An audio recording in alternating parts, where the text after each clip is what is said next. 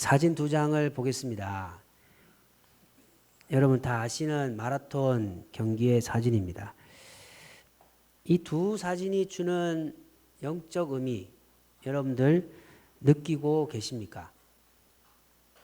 저는 인생이라고 생각합니다. 우리는 마라톤 경기의 선수입니다. 그런데 언젠가는 마지막 결승점이 있음을 기억해야 될 줄 믿습니다. 모든 사람들이 출발과 끝은 다르지만 반드시 이 두 과정을 겪고 마지막에 하나님 앞에 설 것입니다. 저는 모든 사람들의 생각이 동일하지 않지만 저는 출발과 끝 중에서 어느 것이 중요한가라고 누가 질문한다면 저와 성도님들은 이미 출발을 해서 이제 인생의 마감의 시간이 가까워져 가고 있는 시간을 거치고 있는 분이라면 우리는 이제 출발을 후회하거나 출발을 아쉬워하는 게 아니고 마지막 끝 결승점에서 어떠한 평가를 받을 것인가를 가장 중요하게 생각해야 될 우리의 생각의 기준을 붙잡아야 될 줄 믿습니다. 남은 인생을 최선을 다해서 살아가시고 좋은 끝을 경험하시기를 예수님 이름으로 간절히 소망합니다. 신앙의 삶도 마찬가지입니다. 여러분 신앙생활을 교회에 출석하는 걸로 시작한다면 이미 우리는 오랜 동안의 마라톤 경기를 지금 달리고 있는 겁니다. 그런데 여러분들 우리가 신앙생활을 마라톤 경기라고 한다면 지금 여러분은 10km, 20km, 30km 이제 조금 있으면 결승점에 가까워져 가고 있는 분들일 겁니다.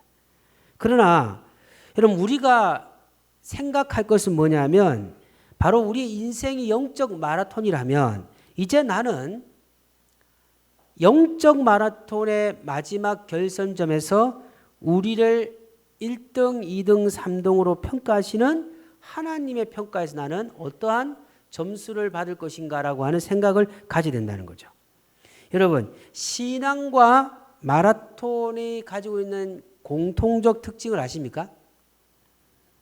생각을 한번 해보십시오. 10초.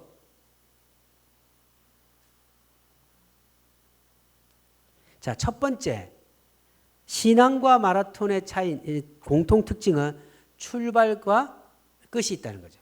그렇죠? 두 번째 뭐예요? 끈기입니다.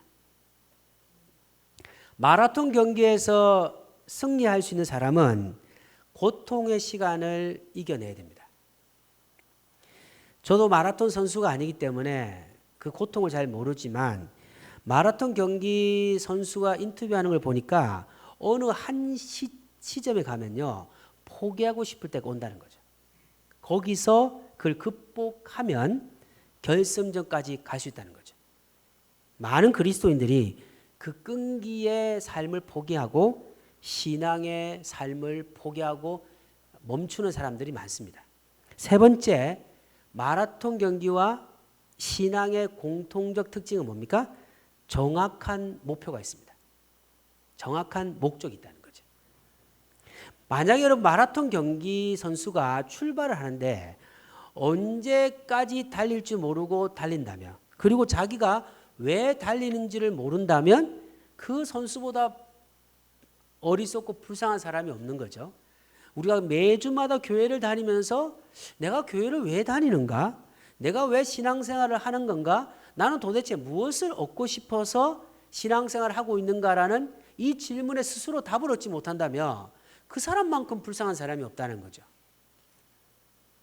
그래서 오늘 본문을 통해서 마라톤에서 승리했던 선수처럼 하나님 앞에 능력을 경험했던 한 선지자의 삶을 통해서 우리 삶을 돌아보면서 나는 지금 얼마나 목적과 목표를 가지고 살아가고 있는가? 여러분 자신을 돌아보시기 바랍니다. 우리가 읽었던 구절은 이스라엘 역사상 가장 위대했던 엘리야의 시대가 끝나고 그 엘리야의 그 엘리야의 능력의 사역을 계승했던 엘리사라고 하는 선지자의 시대가 열리는 장면이 나옵니다. 근데 여러분 우리가 읽었던 12절 14절을 보시면요. 이 짧은 이 3절 정도 되는 이 여기서 두 가지 특징적인 내용이 나오는데 첫째는 뭐냐면 엘리사가 간절하게 엘리야를 찾는 내용이 나옵니다. 여기 이제 3절밖에 안 되는 속에서. 두 번째는 뭐냐면 엘리사가 엘리야의 능력을 행하는 내용이 나옵니다. 근데 오늘 여기서 여러분들 엘리사가 엘리야의 능력을 받아서 하나님의 사역을 시작했다라고 끝난다 버린다면 사실 우리에게 적용될 수 있는 부분이 없죠. 아, 그렇구나. 엘리사가 이제 사역이 시작됐구나. 이 사람은 우리와 다르게 하나님의 능력을 받은 사람이다라고 하면 나를 보면 우리는 선지자가 아니잖아요. 그러니까 적용할 수 있는 게 없습니다. 그러나 오늘 이 엘리사가 엘리야 후에 선지자가 되었을 때 가졌던 제일 중요한 엘리사의 특징은 뭐냐면 바로 간절함입니다. 따라서 하겠습니다. 간절함. 12절 읽어보겠습니다. 12절 시작. 소리 지르 내 아버지여 내 아버지 이스라엘 병거와 그 마병이 하더니 다시 보이지 아니한지라. 이에 엘리사가 자기 옷을 잡아 둘러 찢고. 여기서 우리 성경을 보면요. 어떠한 관점에 따라서 감정이 달라질 수밖에 없습니다. 그거는 능력을 하나님의 관점으로 보면 여러분 하나님이 능력을 주셨잖아요. 그럼 인간은 할 일이 별로 없는 거예요. 이 본문을 그냥 하나님이 엘리사에게 능력을 주셨구나 이렇게 보면 그냥 인간은 수동적일 수밖에 없는 거죠. 그 다음 어떻게 합니까? 그냥 하나님 능력을 엘리사처럼 저도 받을 수 있도록 해 주시옵소서라고 적용하면 그냥 간단하게 끝나버리는 거죠. 그러나 오늘 이 장면 엘리사가 보고 소리 지를 때 내 아버지여 내 아버지여 라고 하는 이 아버지여라고 할 때에 엘리사의 마음은 뭐냐면 바로 그 마음을 본다면 우리에게 적용할 수 있는 겁니다. 그거는 뭐냐면 하나님의 능력을 경험하고 싶은 마음으로 엘리사는 정확한 목적과 끈기를 가지고 엘리사에게 자신의 기도를 드리고 있는 겁니다. 완전히 다릅니다. 되겠지? 주시면 주고 안 주면 그만이지? 절대로 그러면 성공할 수 없습니다. 공부도 성적이 나오면 나오고 안 나오면 안 나오고 성공할 수 없습니다. 반드시 성공해야 돼. 반드시 나는 할 수 있어. 나는 해야 돼. 라고 하는 마음을 가지고 인생을 살아가는 사람하고 되면 되고 안 되면 그만이고 라고 하는 정도의 그런 의지를 가지고 어떤 일을 하면 여러분 결과는 실패할 수밖에 없습니다.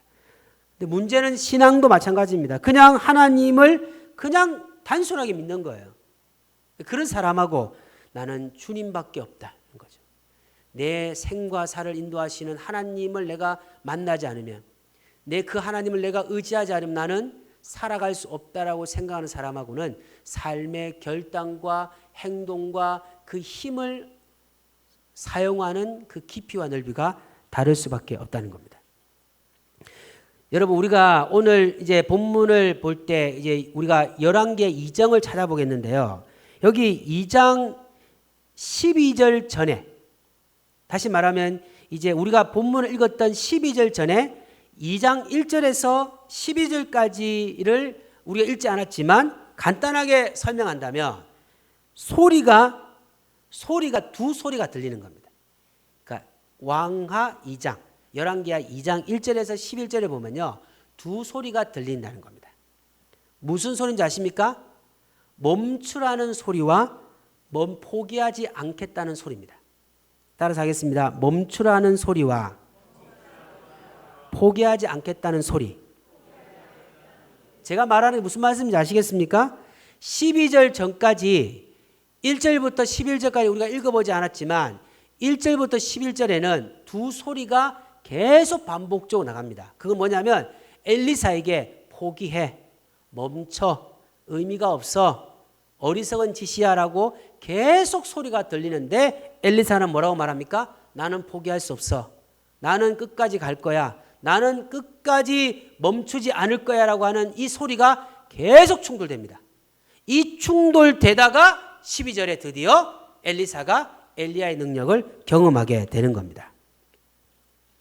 엘리야와 여러분 다른 생도들은 엘리사가 가는 길을 멈추라고 계속적으로 이야기합니다. 하지만 엘리사는 어떠한 이야기를 들어도 결단코 포기하지 않고 엘리야가 가는 길을 묵묵하게 따라갑니다. 여러분 2장 2절을 한번 보겠습니다. 2장 2절 읽어보겠습니다. 시작. 엘리야가 엘리사에게 이르되 청하건대 너는 여기 머물라 여호와께서 나를 베델로 보내시니라 하니 엘리야가 이르되 여호와께서 살아계심과 당신의 영혼이 살아있음을 두고 맹세하노니 내가 당신을 떠나지 아니하겠나이다 하는지라. 이에 두 사람이 베델로 운행하였다. 엘리야는 여러분들 오늘 1절부터 11절에 보면 한 번이 아니고 두 번을 여러분들 권합니다. 엘리사야 나를 따라오지 마. 나는 언제 하나님이 불러주실지 모르니까 나를 따라와 봐야 의미가 없어라고 두 번을 엘리사에게 이야기를 하죠.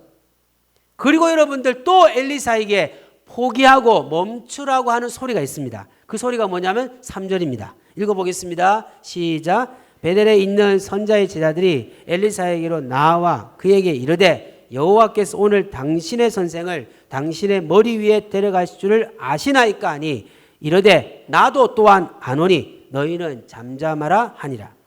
이들은 또 엘리사와 똑같이 5절에도 동일하게 이야기합니다. 그러니까 이 사람들이 말하는 핵심은 뭐냐면 엘리사님 당신이 아무리 엘리야를 따라가도 하나님이 엘리야를 데려가실 때 시간을 모르니까 아무런 의미가 없습니다.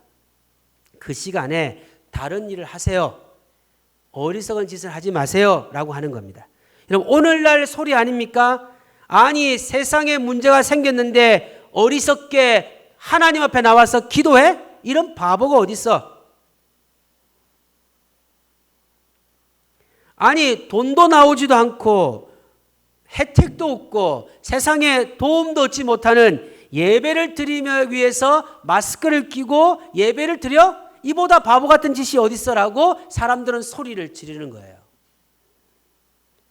너의 의지와 너의 지혜를 얻는 것이 지혜를 붙드는 것이 올바른 것이지 보이지 않는 신에게 도움을 청한다 이보다 바보 같은 소리가 어딨냐고 세상은 우리에게 조롱하고 우리의 믿음을 포기하라는 소리를 계속적으로 지금 우리에게 하고 있는 겁니다.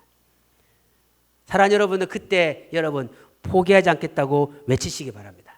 세상에 포기하지 않겠다고 외치시기 바랍니다. 어리석다고 말하는 주님의 길을 찾겠다고 당당하게 외치는 은혜가 있기를 간절히 소망합니다. 이것이 바로 예수 믿는 사람의 능력이죠. 예수 그리스도를 믿는 사람은 이성과 생각을 뛰어넘는 거라는 겁니다. 저도 이성의 기준에서는 하나님을 믿지 못했습니다. 그러나 이성을 뛰어넘는 영적인 은혜를 통해 하나님 만난 후에 하나님의 존재를 믿고 지금까지 달려가는 겁니다. 믿지 않는 사람들은 하나님을 저항하고 무시하는 건 당연한 겁니다. 지금 여러분 세상은 하나님의 법과 반대되는 것을 주장하고 그것을 관철시키려고 노력합니다. 그러나 그를 위해서 기도하십시오. 왜냐하면 그들은 당연한 것이죠. 슬픈 일은 뭐냐면 믿는다고 하는 우리가 하나님의 도우심을 구하지 않는다는 거예요. 세상이 타락했다고 비난하고 판단하기 전에 믿는 우리가 거룩하지 못하고 진실하지 못하고 세상의 빛과 소금 역할을 못하고 조롱거리가 된 한국교회와 우리 자신을 보면서 아파야 된단 말입니다. 왜 그럴까 여러분들? 이성이 믿음을 지배하는 시대에 우리가 거기에 젖어버린 겁니다. 이스라엘 민족이 가나안 땅에 들어가서 하나님의 말씀을 가지고 가나안 땅에 믿지 않는 사람들을 예수 그리스도 하나님의 아내로 인도해야 될 것인데 어느 순간에 가나안의 우상, 가나안의 음란, 가나안의 욕심, 가나안의 타락에 빠져 이스라엘 민족이 자신의 정체성을 잃어버리고 가나안의 영적 파괴의 삶을 따라가는 것처럼 점점 그리스도인의 색깔이 없어지고 믿지 않는 사람보다 더 타락의 길로 가고 있는 한국교회의 모습을 우리가 가슴 아파야 된다는 거죠. 사랑하는 가족 여러분들, 우리는 이제 엘리사의 고백을 해야 됩니다. 아무리 주위에 조롱하고 무시한다고 해도 우리는 주님만 의지하고 주님이 만드신 길을 따라가기 위해서 믿음으로 선포하며 당당하게 살아야 할 줄 믿습니다. 여러분 2절 3절 우리가 읽어봤지만 엘리사의 고백을 보면요, 2절에 보면 엘리사가 이르되 여호와께서 살아계심과 당신의 영혼이 살아있음을 두고 맹세하오니 내가 당신을 떠나지 아니하겠다.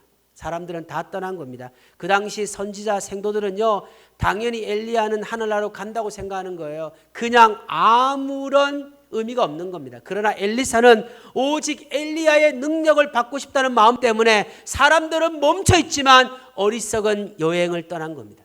계속 따라가는 거예요. 3절에 보면요, 여호와께서 당신의 머리 위에 데려가실 줄 아시나이까 하니 이르되 나도 또한 아노니 너희는 잠잠하라. 엘리사는 엘리야가 하나님의 시간에 떠날 줄 아는 거예요.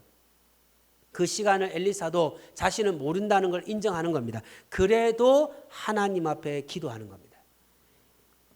여러분, 한 가지 질문이 생깁니다.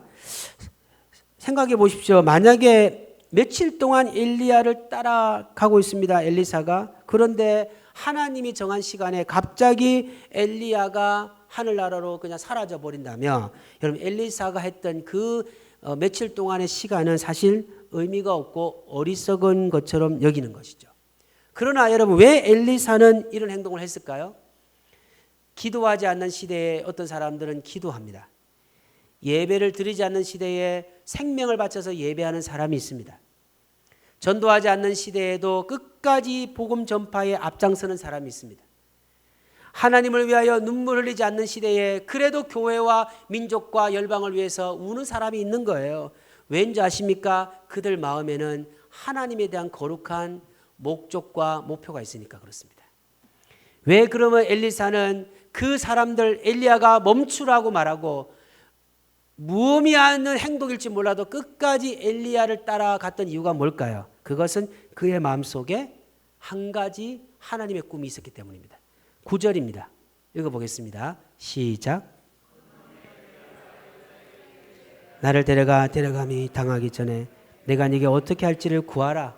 엘리사가 이르되 당신은 성령이 하시는 역사가 갑절이나 내게 있게 하소서 하는지를. 우리 예수 소망교회가 부흥하기를 원하는 간절한 마음이 있는 사람은요, 일주일 동안 기도하지 않을 수 없습니다. 기도하지 않으면 그 죄에 대한 두려움 때문에 하나님 앞에 부끄러운 마음으로 기도할 수밖에 없는 겁니다. 가정을 위해서, 이웃을 위해서, 여러분의 영적인 삶을 위해 살아갈 수 있는 것은 여러분 마음에 영적 목표와 영적 목적이 수반되어야 된다는 겁니다. 여러분, 엘리사도 사람이니까 알잖아요. 엘리야를 따라가다가 갑자기 하나님이 엘리야를 그냥 데려가시면 그 며칠 동안의 시간이 아무런 의미 없다는 것을 알지만 왜 엘리사는 따라갑니까? 하나님의 능력을 받고 싶어하는 열망이 있으니까요. 하나님의 능력을 받고 싶은 열망이 있는 겁니다. 교회를 보면 여러분들 모든 사람이 기도하지 않습니다. 우리 교회도 마찬가지고 다른 교회도 마찬가지입니다. 그러나 한국 교회가 지금까지 이렇게 움직이고 여기까지 온 것은요, 그래도 교회 안에 눈물로 기도하고 하나님을 위해 사랑하고 주의 핏값으로 세우신 교회를 위하여 헌신하고 땀 흘리는 사람들이 있기 때문에 여러분, 교회는 유지되고 성장하는 것입니다. 저는 사랑하는 이 자리의 모든 분들이 교회를 위해 기도하고 교회를 사랑하는 믿음의 삶이 되시기를 예수님을 간절히 소망합니다. 하나님은 그 꿈을 보신다는 거예요. 그 꿈을. 엘리사는 어떠한 소리 흔들리지 않았던 이유는 바로 하나님의 능력을 받고 싶다라고 하는 열망 때문입니다. 만약에 여러분들 마라톤 선수가 최종 승리 1등을 목표하지 않고 달려간다면 어떻게 할까요? 물을 먹고 싶으면 물 먹고요. 또 어떻게 할까요, 여러분? 배고프면 식당 가서 밥 먹고요. 피곤하면 잠자고요. 왜냐하면 1등할 필요가 없으니까. 1등할 필요가 없으면요, 그냥 시간 제해 없이 그냥 자고 싶으면 자고 그냥 먹고 싶으면 먹고 그렇게 하다가 결론은 그냥 결승점에 들어가는 게 목표로 잡는 사람은 열심히 할 필요가 없는 겁니다. 그냥 우리가 그냥 죽은 후에 구원받고 천국 간다. 거기에 목표를 잡으면 사람은요, 열심히 할 필요가 없습니다. 그냥 예수님 믿고 그냥 평범하게 살아갈 수 있지만 하나님의 상급을 받고 싶은 마음, 하나님 앞에 섰을 때 부끄럽지 않는 사명자의 삶으로 받겠다는 그 마음, 어떻게 내 안에 하나님의 주시는 영적인 사명을 감당하고 싶다는 이 목표가 있는 사람은요, 결단코 멈추지 않고 달려간다는 것, 사실을 믿으시기 바랍니다. 그래야 여러분들 나가는 겁니다. 요즘 많은 교회 다니는 성도들이 정확한 목적이 없습니다. 영적 목적이 없어요. 목적이 없으니까 뭐가 없습니까? 끈기가 없습니다. 끈기. 그러니까 여러분, 끈기가 없으니까 아무것도 하지 않는다는 겁니다. 사랑하는 여러분들, 정확한 목적과 포기하지 않는 끈기를 갖기를 간절히 소망합니다. 많은 선지자들이 그 시대에 있었습니다. 그러나 하나님의 능력을 받고 싶어서 엘리야를 따라갔던 사람은 엘리사밖에 없는 거예요. 오늘날 하나님은 21세기 2020년 오늘 이 시대에 영적 엘리사를 찾고 계십니다. 다른 사람들은 다 멈추고 다른 사람들은 다 바쁘다고 포기했을 때도 그래도 하나님 앞에 나와 기도하고 하나님의 도우심 앞에 나가 영적인 은혜를 찾고 싶은 목마름으로 주님 앞에 나가는 영적 엘리사에게 하나님은 엘리야보다 더 큰 갑절의 능력을 주실 줄 믿습니다. 부족해도 하나님 앞에 나와서 마지막에 최종 우승의 목표를 달려가시기를 간절히 소망합니다. 말씀을 정리하겠습니다. 우리 인생은 마라톤과 같습니다. 모두 동일한 출발선에서 출발합니다. 신앙도 마찬가지입니다. 다 출발하잖아요. 그런데 여러분들, 신앙은 스스로가 영적 마라톤에 참여한 겁니다. 지금 우리는 마라톤 경기의 선수로 뛰고 있습니다. 그런데 성도님들, 최종 우승의 꿈이 있습니까? 여러분, 신앙생활의 마지막에 여러분 1등의 그 자리에 올라오고 싶은 열정이 있습니까? 왜 없을까요? 우리 안에 최종 우승에 대한 마음이 없기 때문입니다. 여러분, 목적과 목표가 무슨 뜻인지 아십니까? 여러분, 목적, 목표 얘기하잖아요. 오늘 설교 제목이 목적, 목표잖아요. 목적이 뭡니까? 목적이 뭐냐고 보면, 목적은 어떤 일을 함에 있어서 가장 먼저 고려하는 것이다. 목적이 뭐라고요? 어떤 일을 함에 있어서 가장 먼저 고려하는 것이다. 다시 말하면 여러분이 신앙생활을 시작했으면 여러분이 신앙생활에서 가장 먼저 생각할 것이 있다는 겁니다. 여러분, 왜 신앙생활 하십니까? 무엇 때문에 하십니까? 그 목적이 있어야 된다는 거죠. 하나님 영광이 되기를 간절히 소망합니다. 이 땅에 하나님의 나라가 완성되는 것을 여러분의 목적을 잡기를 간절히 소망합니다. 그러면 목표는 뭘까요? 그 가장 먼저 고려해야 될 대상과 어떤 그 가치를 먼저 정하고 나서 그 다음에 목표는 뭐냐면, 목적을 달성하기 위해서 구체적으로 해야 할 일들을 목표라고 합니다. 목표. 다시 말하면 목적을 잡고 그 다음에 우리의 삶의 시간들 가운데서 그 목적을 이루기 위해서 우리가 해야 할 구체적인 일을 잡는 것을 목표라고 하는 겁니다. 목표. 다시 한번 여러분, 하나님 원하시는 목적과 목표를 정하십시오. 그러면 하나님이 여러분에게 능력을 부어줄 줄 믿습니다. 두 절만 보고 마치겠습니다. 전도서 9장 11절 읽어보겠습니다. 시작. 헤아레스 보니 빠른 경주자라도 선착하는 것이 아니며 유력자라도 전쟁에 승리하는 것이 아니며 지혜자라도 식물을 얻는 것이 아니며 명철한 자라도 재물을 얻는 것이 아니며 기능자라도 은총을 입는 것이 아니니 이는 시기와 우연이 이 모든 자에게 임하니. 11절에 제일 중요한 핵심이 뭔지 아십니까? 빠른 경주자라도 선착하는 것이 아니다는 겁니다. 경주자는, 여러분, 경기의 선수는 마지막을 목표로 잡고 살아가는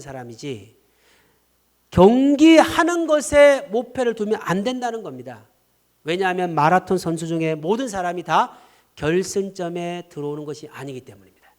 사랑하는 여러분들, 우리 모든 성도님들은 결승점에서 하나님 앞에 인정받기를 간절히 소망합니다.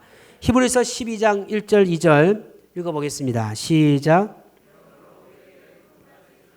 허다한 증인들이 있으니 모든 무거운 것과 얽매기 쉬운 죄를 벗어버리고 인내로서 우리 앞에 당한 경주를 경주하며, 경주자가 가질 제일 중요한 것이 뭡니까? 인내입니다. 인내. 참아야 한다는 겁니다. 우리의 삶의 신앙의 경주가 성공하기 위해서는 참아야 합니다. 마라톤 선수가 결승점에 가기 위해서는 육체의 고통, 외로움, 한계를 뛰어넘는 인내가 필요한 것처럼 우리 삶 속에서도 하나님께 나가는 삶, 하나님을 바라보는 삶, 죄악을 이기는 삶, 영적 삶을 위해서 인내하고 경주의 삶을 포기하지 않는 믿음의 삶이 필요한 것입니다. 오늘날 시대가 더 필요합니다. 이 시대가. 믿음의 주여 온전케 하시는 그분을 바라보며 영적인 삶으로 엘리사가 가지고 있었던 정확한 목표와 끈기를 가지고 영적 마라톤 경기에서 최종 우승자가 되시기를 주 예수 그리스도 이름으로 간절히 소망합니다.